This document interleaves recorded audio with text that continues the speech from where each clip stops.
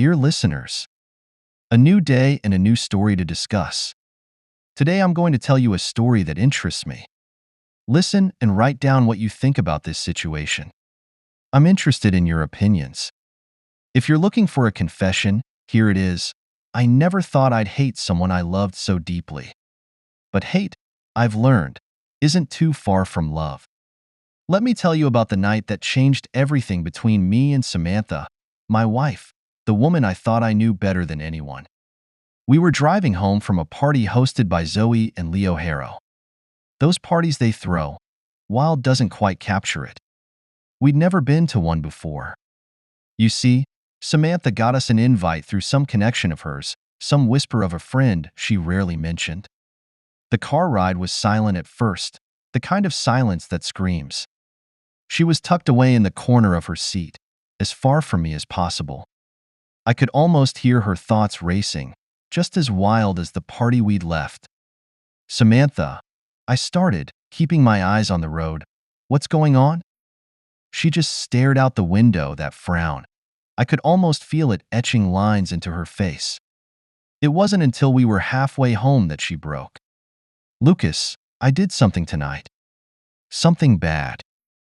The simplicity of her confession hit harder than any elaborate confession could. My heart sank, not because I guessed what it was, but because I saw the turmoil in her. What did you do, Sam? My voice was steady, but believe me, every fiber of my being was braced for her answer. At the party, the Harrows had a game. I didn't know until it was too late. Wives put their house keys in a bowl. Husbands picked one. The woman whose key you held was yours for the night. Samantha had thrown her key in. She thought it thrilling, a spice for our marriage, she said. I didn't pick her key. I didn't pick any key. I couldn't. Instead, I grabbed the bowl, keys clattering loudly as I dumped them back onto the table. We're leaving, I announced, not a request but a command. Samantha followed, not because she agreed, but because she had no choice. The ride home was icy, the air between us frozen. She tried to explain, said it was supposed to be harmless fun. Just for one night, Lucas. For us, she pleaded, her voice desperate, seeking redemption in my eyes. But something inside me had snapped, irreversibly broken. For us? Or for you? I shot back, the words sharp and accusing. There was no trust left, only betrayal. I thought about turning the car around, letting her go back to choose a key, to choose another life. But I didn't. I drove home, each mile further sealing the chasm between us. I'm sorry, Lucas, she murmured as we pulled into our driveway, her voice low, almost swallowed by the night. But apologies don't rebuild trust. They don't erase betrayal. And there, under the cold glare of our porch light, I realized my marriage was a facade, a house of cards ready to tumble down.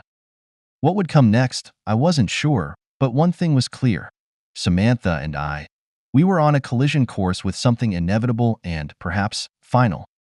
As I turned off the engine, the silence settled back around us, heavy and suffocating. Let's go inside, I said, my voice void of warmth. Inside, I knew, would be the real confrontation. And I was ready to face whatever came next, ready to find out if there was anything left of us to save. That night, inside our house, the air was stifling, thick with the unspoken. I dropped my keys on the table with a clatter that seemed to echo through the hall. Samantha stood at the threshold, hesitant. Her hesitation? It cut deeper than if she'd stormed in, shouting, Lucas, can we talk about this? Her voice was low, almost a whisper, as if afraid to shatter the fragile peace that didn't really exist. I don't know, can we? My words were cold, clipped. I walked to the kitchen, not waiting for her. The click of her heels on the hardwood followed me, a reminder of every step that led us here. She caught up, her hand reaching for my arm. I pulled away before she could touch me. Why, Samantha? Why did you think this was okay? It was just a game, she said, desperation seeping through her poised exterior. I thought it could be exciting. A game? I scoffed, turning to face her. The hurt was there, in her eyes, but so was something else. Defiance? Regret? You call risking our marriage a game? Her eyes flickered, avoiding mine. I thought you might like it if you tried it. Without even asking me? The room seemed to shrink, the walls closing in with every word we spoke. She took a deep breath, her usual confidence wavering. I'm sorry, Lucas. I thought it would bring us closer. By sharing you with another man? My voice rose, a crescendo of disbelief and anger. How does that bring us closer, Samantha?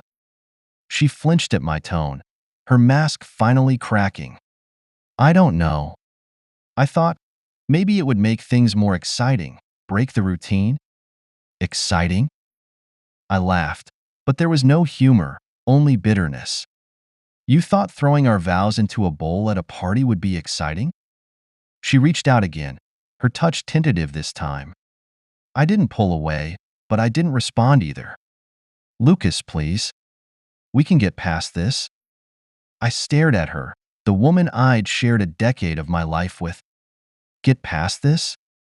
You want to just move on? Pretend it never happened? Yes, no. I don't know. She was unraveling. I just don't want to lose you. You should have thought of that before. My words were a verbal slap, intended to wound. I know. I'm sorry. I am so terribly sorry. Tears brimmed in her eyes, her composure shattered at last. Sorry doesn't change what you did. Doesn't change how you made me feel tonight. I stepped back, putting physical distance between us to match the emotional chasm that had opened up. She wiped her tears, a gesture of defiance, or maybe just desperation. What do you want me to say, Lucas? I don't know, I admitted, my anger simmering into something colder, more calculating. But I do know I can't look at you the same way. Not anymore. The room fell silent, the only sound our labored breathing. She nodded, a silent acknowledgement of the rift too wide to cross with apologies. What are we going to do? I looked at her, really looked at her.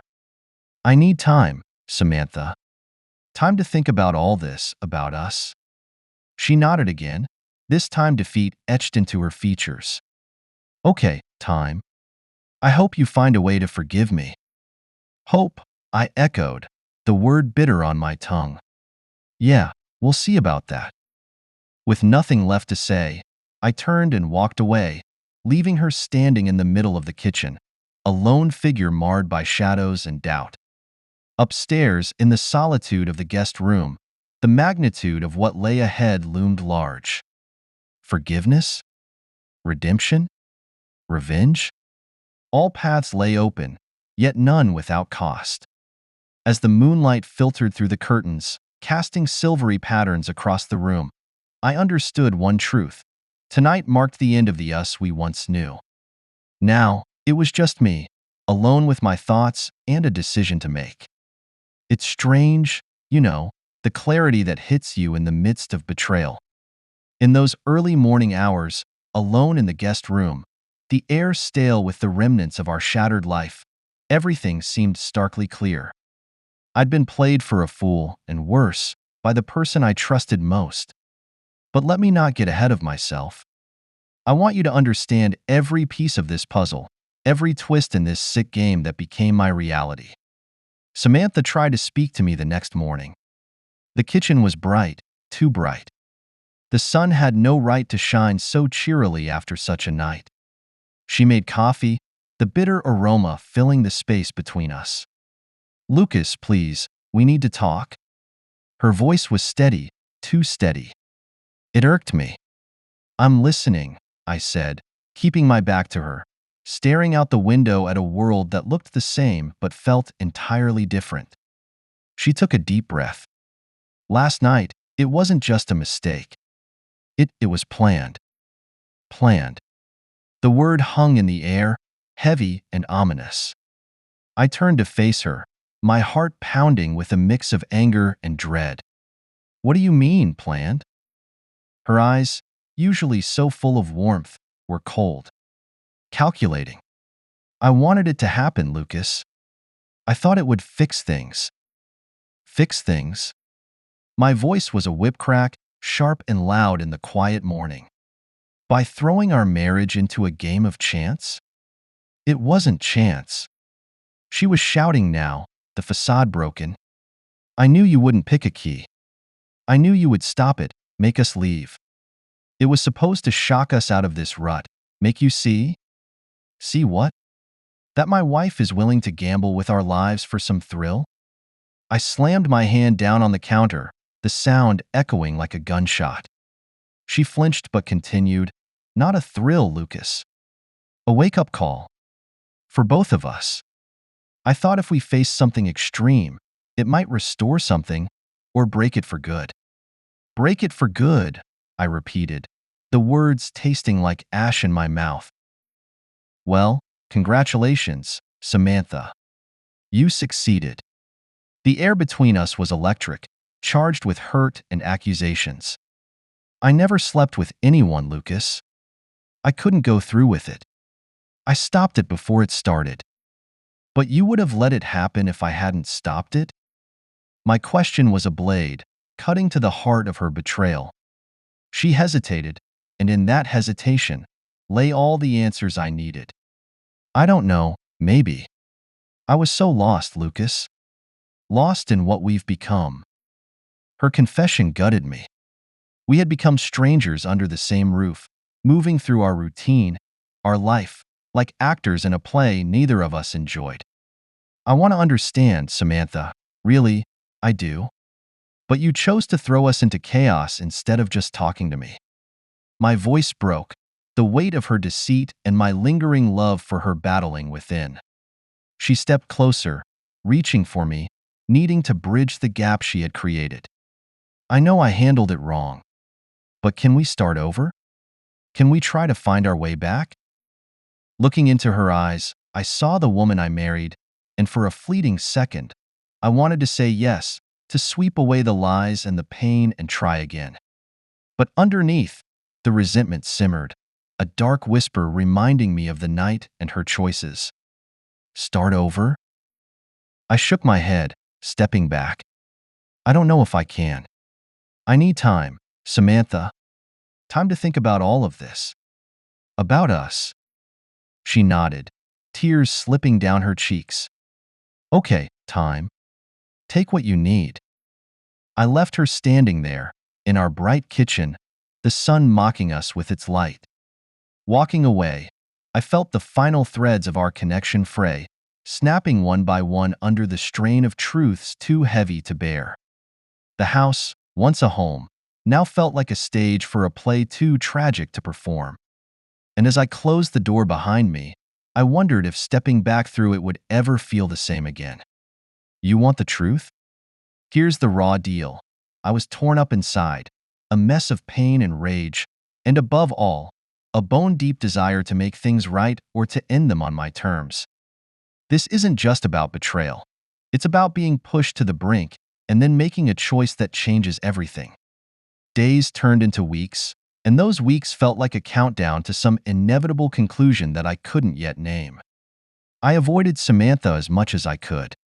The house felt smaller with each passing day, the walls echoing with the ghosts of our past conversations, our laughter, our arguments. It was suffocating. She tried, though. Samantha reached out, left notes, sent texts. Can we talk tonight? I miss us. I'd read them, each word a knife twisting in the gut. But it was one particular evening when she cornered me in the living room, her face determined yet vulnerable, that brought everything to a head. Lucas, we can't go on like this. Either we try to fix this, or we decide it's over. I need to know where you stand. Her voice was steady, but her hands trembled slightly. She was scared, scared of losing what we had, what maybe, just maybe, could still be saved. I looked at her, really looked at her. And what I saw was a woman I once would have moved heaven and earth for. But now? Samantha, do you even understand what you've done? She flinched, as if the words were physical blows. Ido, Lucas. I understand, and I regret it more than you can imagine. Regret, I scoffed, the word bitter on my tongue. Your regret doesn't change what happened. It doesn't erase the fact that you were willing to throw away our marriage for a thrill. It wasn't just for a thrill, she shot back, her voice rising with her own anger now.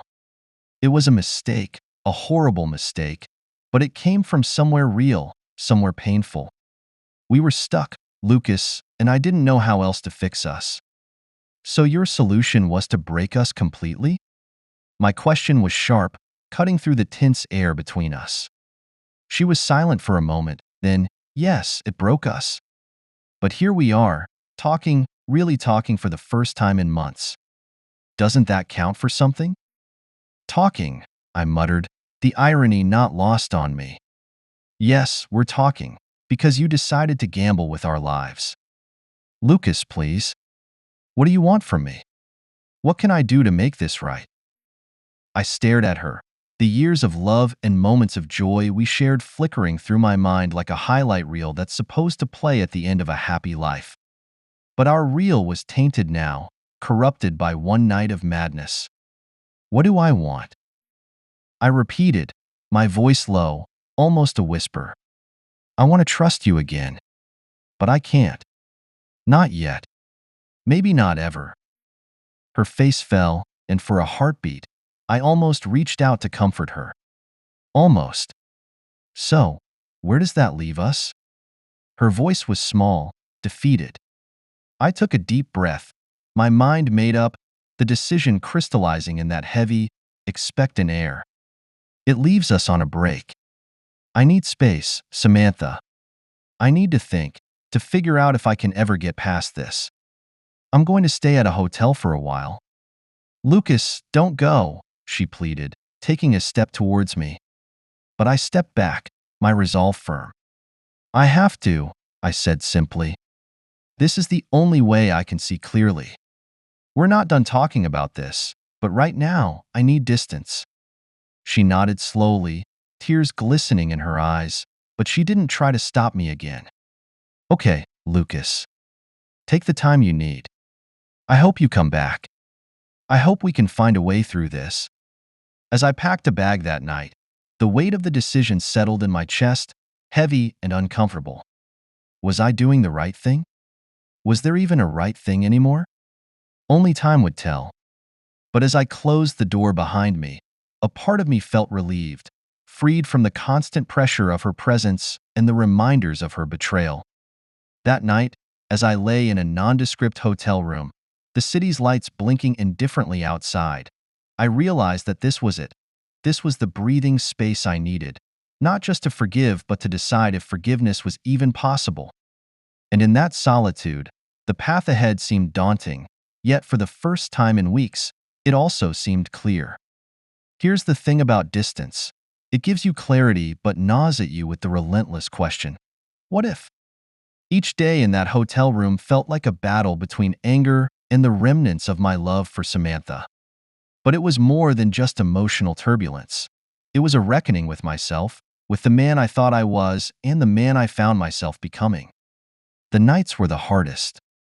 The quiet of the hotel room was nothing like the silence at home.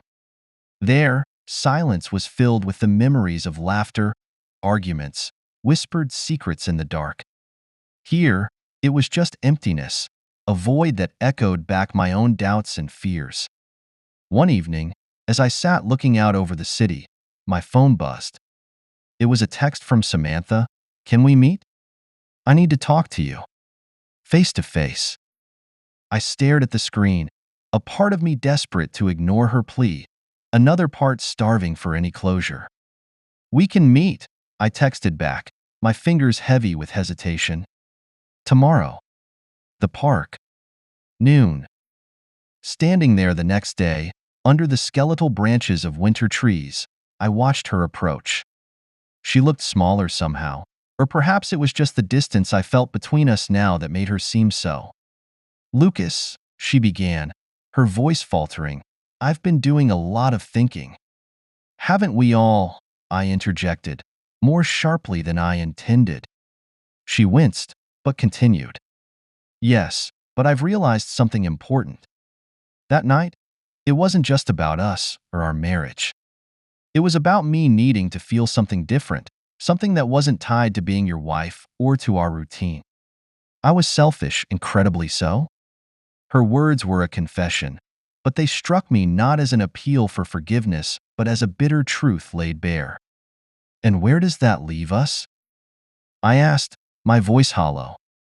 It leaves us with a decision, she replied, her eyes not meeting mine. I love you, Lucas. I always will. But I understand if that's not enough anymore.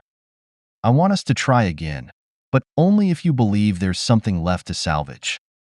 If not, her voice trailed off, a silent surrender to the inevitable.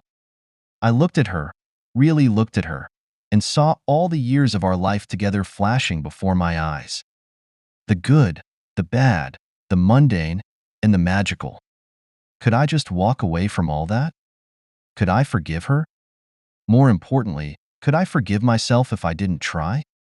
Samantha, I started, then stopped, the weight of my next words pressing down on me. Yes, she asked, a flicker of hope lighting up her features. I need more time, I finally said. It was the truth. The whole truth. I don't know if I can move past this, but I'm not ready to end everything. Not yet. Her relief was palpable, and she stepped closer, reaching out to touch my arm. I didn't pull away this time. Thank you, Lucas, she whispered. That's all I can ask for. As I walked back to my car, her hand in mine for those few brief moments, I felt the complexity of our situation settle around me like a thick fog. Deciding wasn't just about picking a direction. It was about navigating the murky waters of hurt, betrayal, and lingering affection. That night, back at the hotel, I lay awake, the city's sounds a distant hum against my window. Revenge had seemed a tempting mistress in the heat of my anger, a way to balance the scales. But now, it felt hollow, unsatisfying. Redemption? That was a harder path, one fraught with potential pain and disappointment.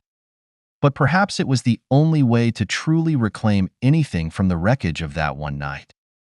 No, I hadn't made my decision yet. But I was closer, oh so much closer, to understanding that whatever choice I made, it would define the man I was going to be. Not just for Samantha, but for myself. Here we are, you and I, at the end of this twisting, tumultuous path. Who would have thought a few weeks of solitude could illuminate so much?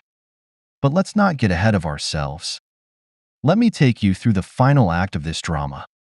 Samantha and I met again, this time at a small coffee shop that had been our haunt in happier days. The familiarity of the place, with its worn-out seats and the faint smell of espresso, was both comforting and haunting. As I watched her walk in, something in me shifted. Maybe it was resolve, or perhaps resignation. She noticed it right away. "You've made up your mind," she stated, not asked, as she sat across from me. Her voice was steady, but her hands betrayed her, trembling ever so slightly. "Yes, I have," I replied, my voice more even than I felt. The decision had churned in me all night, every possible scenario playing out, every potential ending written and rewritten.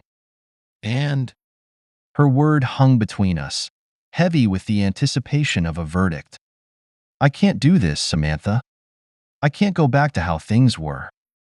The words felt like stones in my mouth, hard and unyielding. Her face fell, and she looked away, nodding slowly. "I understand. I hoped for a different answer, but I can't say I'm surprised. The trust is broken, Sam. And without trust, what do we have?" I asked, not just her, but myself as well. It wasn't just about her betrayal anymore. It was about the foundation of everything we'd built together crumbling to dust. She didn't answer right away, taking a moment to compose herself. When she finally spoke, her voice was soft, almost a whisper. I know. I destroyed the best thing in my life, and I will regret that forever. I believe you, I said, and I meant it. I did believe her regret was genuine, as was the pain in her eyes. But believing you regret it and being able to move past it are two different things. So, what happens now?